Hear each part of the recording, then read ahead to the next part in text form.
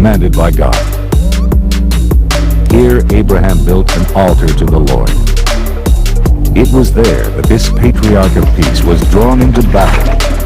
In the valley of Siddim, in the area near the southern end of the Dead Sea, near the peninsula of Al-Isam, a mighty war was being waged. The armies of the kings of Sodom and Gomorrah were routed by their enemies. The people of Sodom and Gomorrah fled to the hills, while the enemy took all their goods and provisions.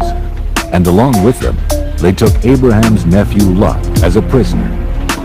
One of the soldiers who had escaped came and told Abraham that Lot had been taken captive. That night, Abraham assembled the men of his house, according to the Bible, 318 of them, and took off after the enemy. Abraham's army caught up with them, and under the cover of darkness, they attacked. The surprised enemy was routed and defeated.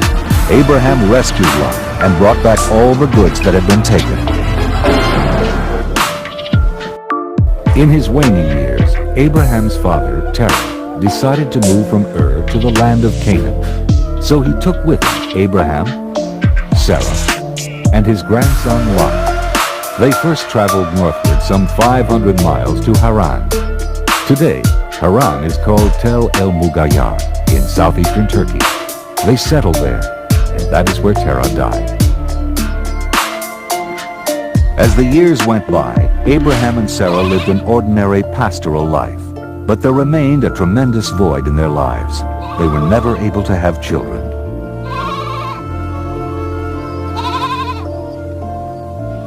When Abraham was 75 years old, God challenged him to his first test of faith. In Genesis 12:1, the Lord said to Abraham, "Go from your country and your kindred and your father's house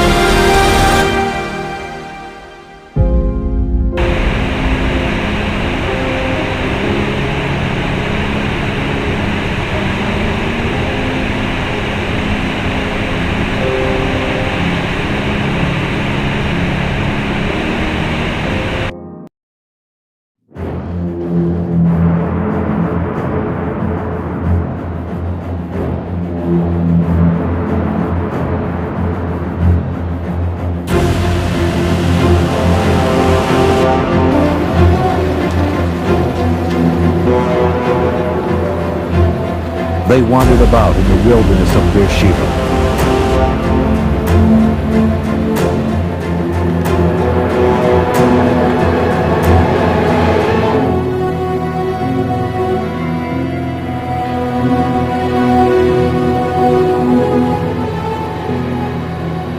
When the water in the skin was gone, she left the boy and sat down opposite him a good way off, for she had not the heart to listen to his cries and watch him die. Do not let me look on the death of the child. God heard the cries of Ishmael, and the angel of God called to Hagar from heaven and said to her, Do not be afraid, for God has heard the voice of the boy where he is. Come, lift up the boy and hold him fast with your hand, for I will make a great nation of him. Then God opened Hagar's eyes, and she saw a spring of water. She took some in her hand and gave Ishmael a drink. Ishmael and Hagar survived their banishment. Today, Muslims trace their ancestry to Abraham through Ishmael.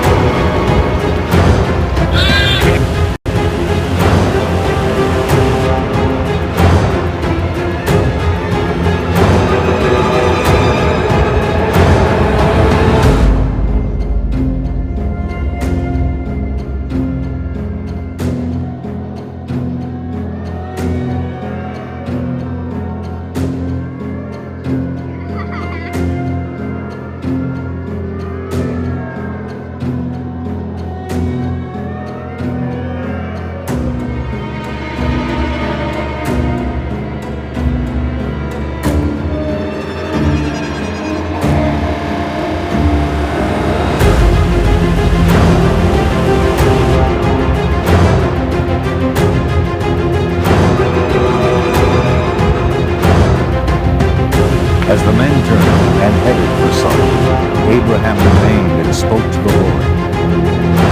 The Lord explained to Abraham that there was a great outbreak against Sodom and Gomorrah for their wickedness and sin, and he had come to judge them. Abraham then fulfilled God's promise that there would be a blessing even to other nations. He stood before God and questioned his decision to destroy Sodom and Gomorrah. If there was even a small number of God-fearing people, could not the sinners be saved? Suppose there are 50 righteous within the city. Will you then destroy the place? And the Lord responded to Abraham, If I find at Sodom 50 righteous in the city, I will forgive the whole place for their sake.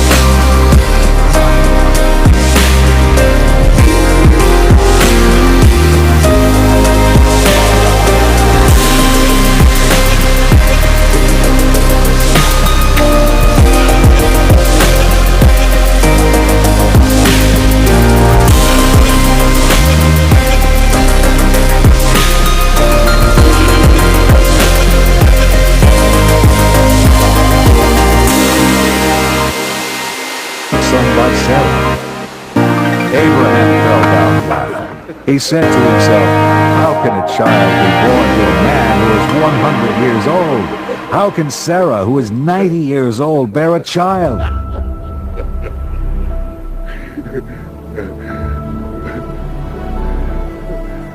Abraham then pleaded that God might recognize his son Ishmael. Lo Ishmael. Oh, that Ishmael might live in your sight. In Genesis 17:19, God replied, No, but your wife Sarah shall bear you a son, and you shall name him Isaac. As for Ishmael, I have heard you. I will bless him and make him fruitful and exceedingly numerous. He shall be the father of 12 princes, and I will make him a great nation. But my covenant I will establish with Isaac, whom Sarah shall bear you at this season next year.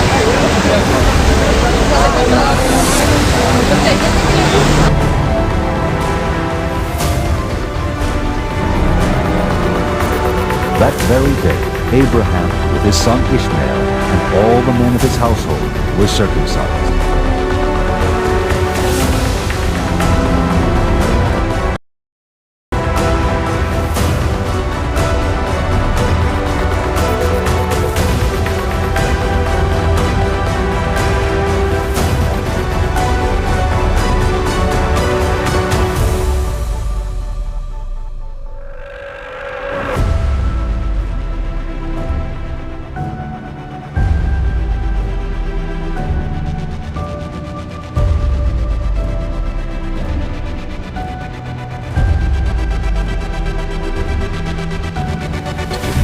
Time to time challenged the will of God, Abraham continued to exhibit faith, gratitude, and a unique loyalty to God on such a monumental scale that he deserves to be called, as he is, the father of us all.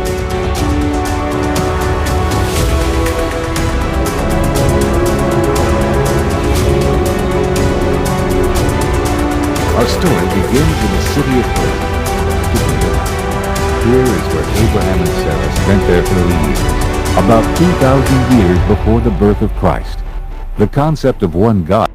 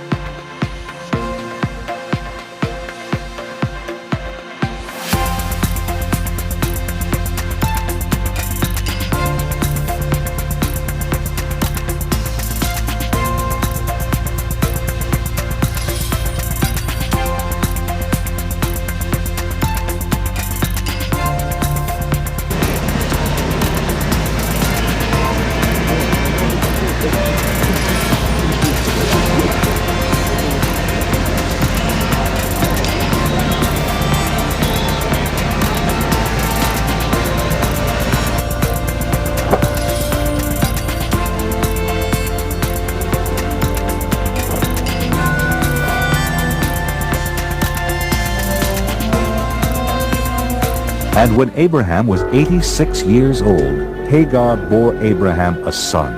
They named the child Ishmael.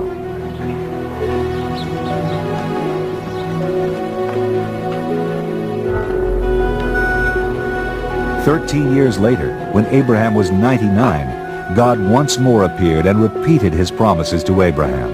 This time, however, he also added a ritual requirement.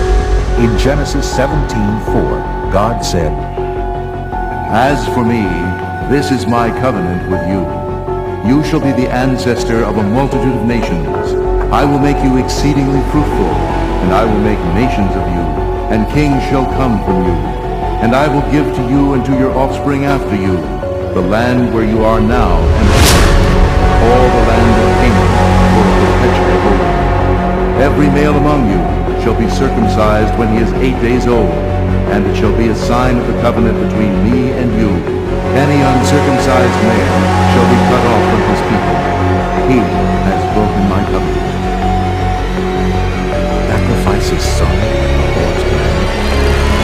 Even Abraham's son Isaac, whose twin sons Esau and Jacob, in a lifetime of conflict, battle for their faith and their father's blessing, and their leaders ransom for the Catholic son Joseph, sold as a slave to the Christ brother, who eventually died from the Lord. These are tales of a dream full of twists and turns, lies and deceptions.